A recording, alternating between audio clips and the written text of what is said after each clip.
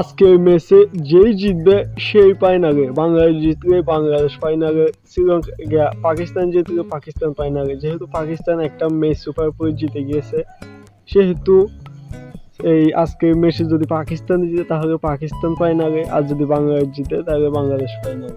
এই সমীকরণটা একদম সহজ।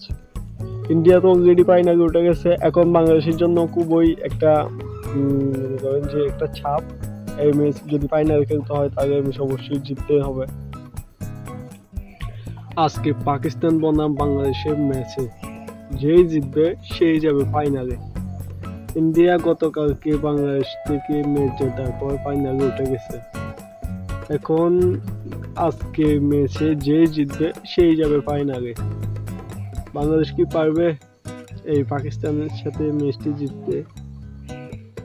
দেখা যাক কি হয়।